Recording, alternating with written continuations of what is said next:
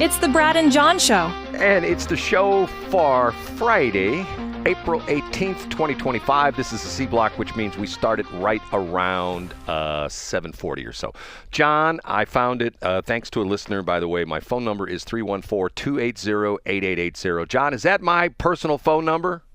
It is, and you should call Brad at 3 a.m. and he will wake up and then he'll talk about it on the air the next day. It is. Okay, Give, Send, Go. That's the leader in fundraising. It's a free Christian fundraising site. That's givesendgo.com. Now, John, if you will let me, I know you don't like it when I do this. It drives you nuts. You always complain about this. Who are you going to call, Brad? Are you going to call Shelley today? No. Are you going to call the midget that does who's the guy that does Jack Frost? Is he a midget or is he like a full normal size? Oh, he's normal dude. He's normal dude. If you've seen him on TV. He's a normal size guy. Okay. Oh, okay. Yeah. By the way, Okay, you mentioned Shelley. Okay, I didn't do it at the top of the show. Shelley Barr, my former co-host on Westplex 107.1, where we did the BS show as opposed to the BJ show, which we do in this station. Shelley has some health issues and still in the hospital. Had another operation on Monday morning. If you know Shelley and you would like to go by and visit her at the hospital, I'm not going to say where she's at on the air, but if you do call me and I do know that you're someone that does know her, I will be more than happy to tell you where she's at and her room number, and she would sure appreciate you stopping by. And I want to personally thank Caleb Hunter, who has gone and seen Shelley, I think 3 or 4 times now. Caleb is a great guy. That's awesome. Caleb is a wonderful person, and interesting experience. I saw him last night. But the reason I want to make a phone call right now is I want to dial this number right here, and we'll see if this person answers the phone. And I know John hates it when I make these phone calls. You're going to make this phone call? We'll make this phone call then. Are you listening right now? No, man, I'm sorry. I'm in the car on my way to work. Hey, thanks for coming out last night. I really appreciate that. That is the voice of Mike Elam, and I wanted to say, boy, you had an incredible turnout for your event last night. I mean, an incredible turnout. Yeah, we had some folks just stopped by for a second and dropped off a check and well wishes, but we had about 200 people through the door last night. It was amazing. I would say you're not doing the Veil Prophet numbers where we used to kid about the fact. Remember the old days of the Veil Prophet? People say there are 10 million people that showed up for the fair on the arch grounds. I would say you're underestimating, Mr. Elam. I would say there were more than 200 people there. That was just some folks came in and they didn't actually register.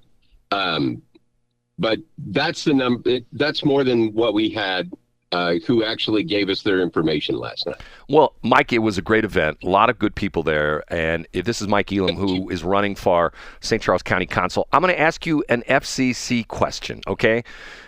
Hang on, but let's be clear. We're running for St. Charles County Executive. I'm already on St. Charles County Council. Excuse me. I got you mixed up. You're exactly right. Okay. With the FCC rules, once you officially declare when that date is, when you actually can put your name on the ballot, when is that day?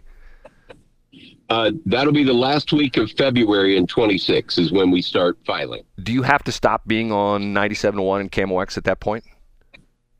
I don't think our official FCC election window happens until around April. But there will be a point that you can be a guest. I just can't host. You can't. So in other words, you can't fill in for. And by the way, I kid Mike about this. Good old Odyssey must have the world's most lenient vacation policy because Mike Elam can make a full-time job out of filling in for everybody on 97.1 and KMOX who's on vacation. You know what I'm saying, Mike?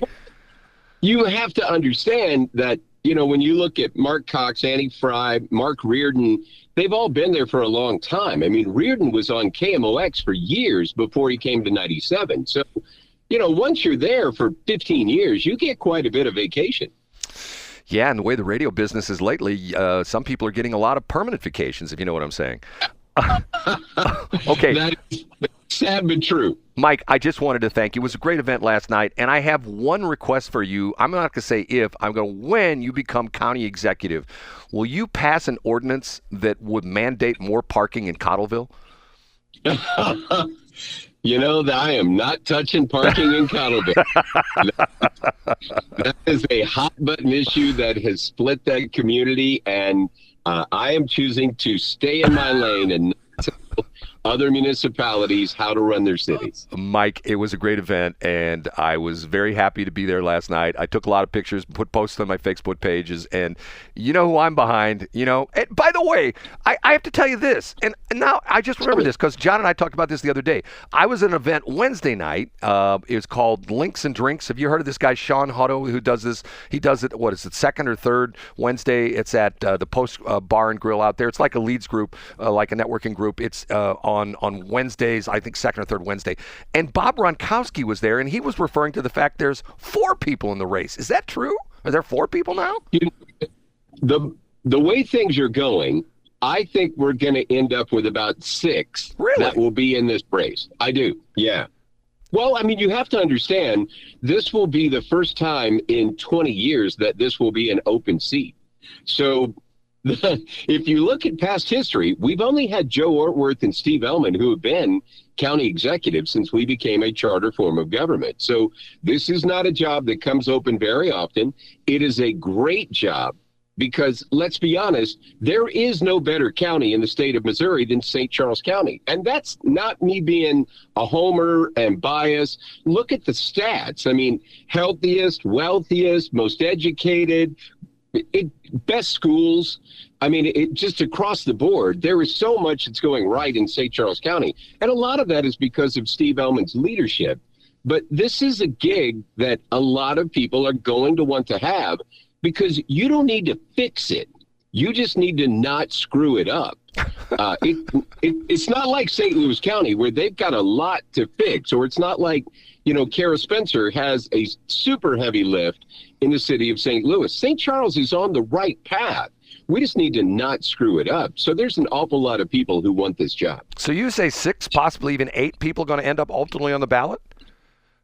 I don't know about 8, but I think we could easily have 6, just with people who are kicking the tires right now. Mind you, we are 16 months before the primary. But do you think, now, I know your main competitor, Arnie, he's going to give you a run for the money, isn't he?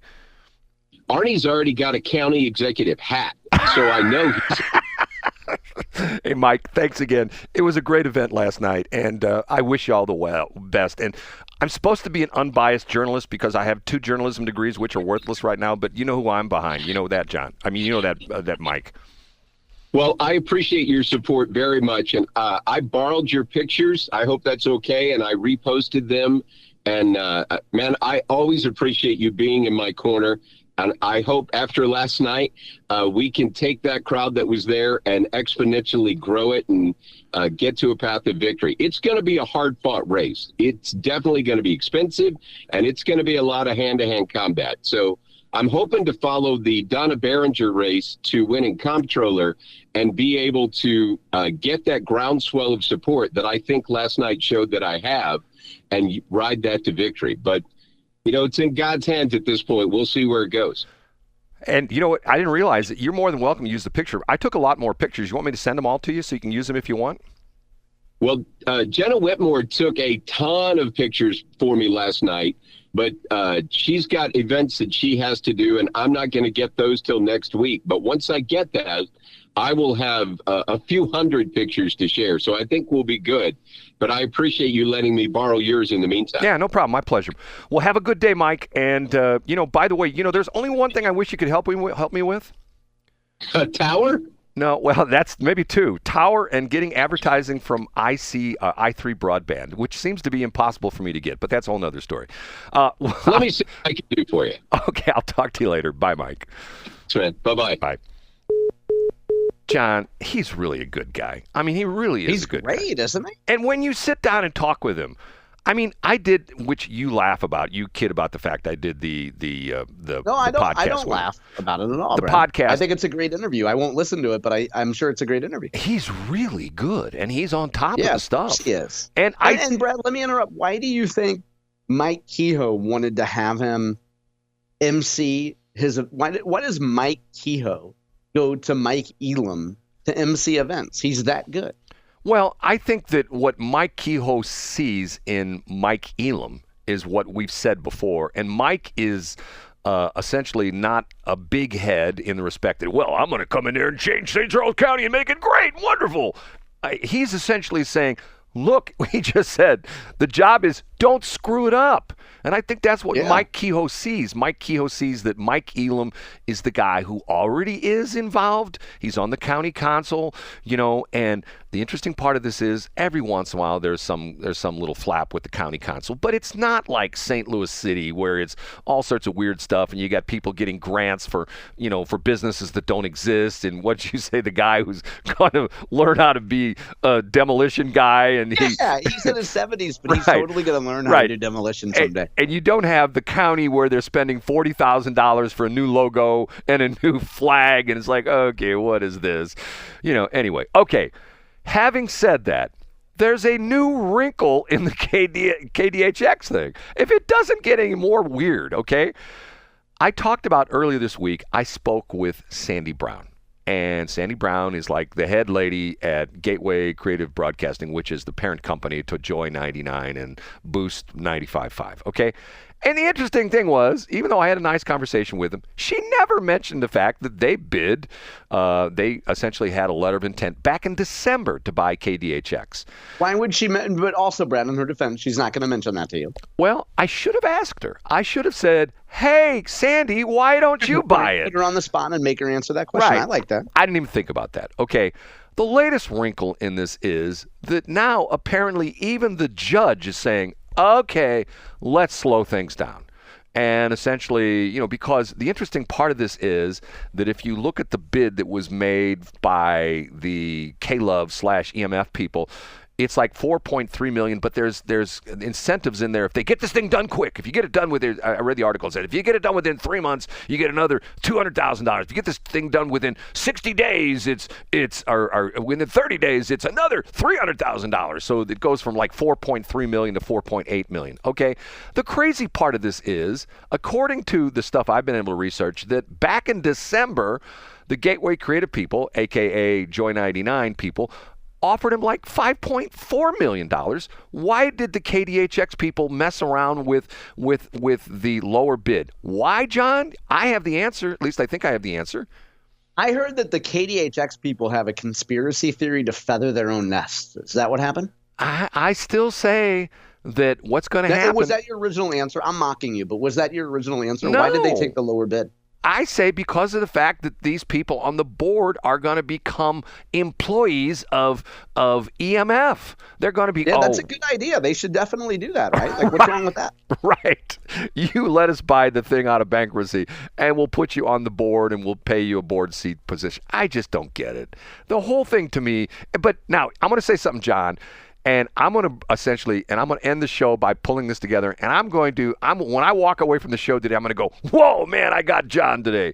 Okay, John and I had a disagreement when the story came out that University of Missouri is going to divest itself of the radio stations, KWMU, and also the KMST and the one in Quincy. And they'll get paid for it, and you say they won't. They won't get paid. And here's the interesting part of this is, if the friends of KWMU were serious about this, they would be bidding in here as well, too. And the reason that I say they're not, because you know why they're not bidding in here, John?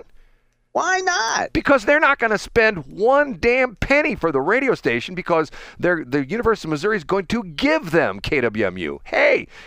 And not only that, if you do it, in our business, there's with not commercial stations, it's an interesting situation. In commercial broadcasting, there's two values on a station. One is called multiple is cash flow. If the station is cash flowing $100,000, the multiple is times multiple is 10. Okay, we got it with 1 minute left. We got the math. Okay. Then there's what they call stick value, which essentially what's the license worth, what's the transmitter site worth. That's what you would offer to your high school girlfriends. You said you had a high stick value. Go ahead. Okay, whatever, John. Okay.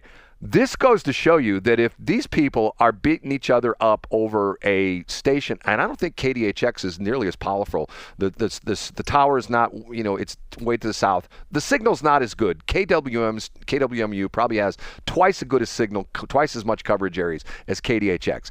Doesn't that mean that KWMU is worth $10 million? And the friends of KWMU are going to pony up $10 million? They're not going to do that because they're going to be given the station by the state of Missouri, when the state of Missouri could essentially say, whoa, look what's happening with KDHX. We're not going to give this station to the friends of KWMU. We're going to make them pay for it. And matter of fact, we're going to put it up for auction, and that way the EMF and the creative broadcasting people can go at it. We may end up with $20 million after the smoke clears. But no, they're going to give this station away to the friends of KWMU so they can talk about, oh, it's so wonderful. Send us your money. We'll send you a tote bag, and maybe we'll send you the prized, it's a $500 donation, the John Combest KWMU tote bag. Right, John? Oh yeah, I like the one that's got a very special handle, and it's reinforced so that when I'm driving through the parking lot in Brentwood, I could bop people over the head with it.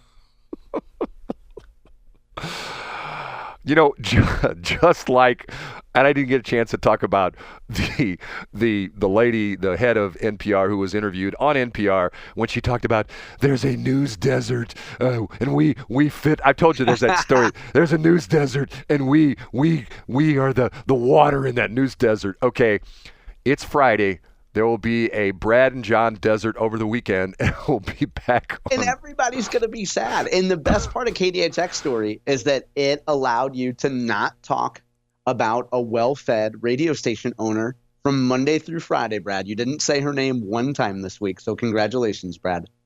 You're talking about Steve? Because when you're fixated on one thing, Brad, it's like when you're starting God Squad, you're not going to think about Snarf It Up, right? When you're fixated on KDHX, you're not going to think about some other radio station real estate owner. Steve Casper's no longer with us. I can't believe you'd want me to mention him. So, Brad, I'm going to miss you this weekend. Okay. Talk to you Monday, John.